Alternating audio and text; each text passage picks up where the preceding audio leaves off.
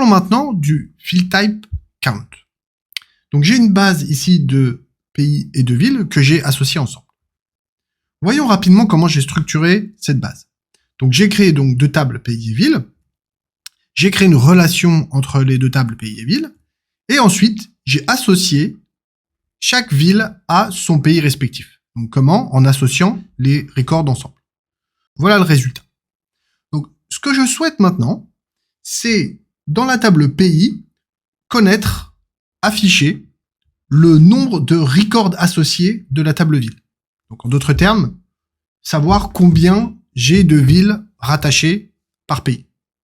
Donc pour cela, on a un champ qui peut faire le travail, c'est le champ count. Donc comment on va l'utiliser? Eh bien, on va aller dans notre table pays, on va créer un nouveau field qu'on va nommer nombre de villes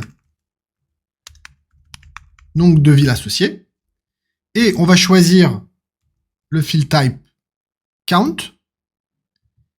Ensuite, on va choisir quel est le field dans cette table qui contient les liens vers les records que l'on veut compter. Donc ici, le field, c'est le field qui s'appelle link to ville. C'est lui qui contient les records qu'on veut compter. Donc ici, donc les villes. Et je clique sur Save. Et voilà. Donc, je vais avoir le nombre de records associés, donc le nombre de villes associées pour chaque pays. Donc voilà, c'est assez simple à utiliser. Alors, il y a une autre petite option qu'on peut rajouter dans ce field, c'est cette option-là, qui est la possibilité de filtrer ou de rajouter une condition dans les records qu'on veut compter.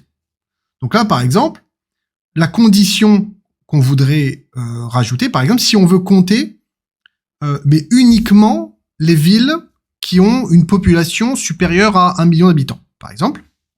Alors, si on veut faire ça, eh ben, on va activer cette option.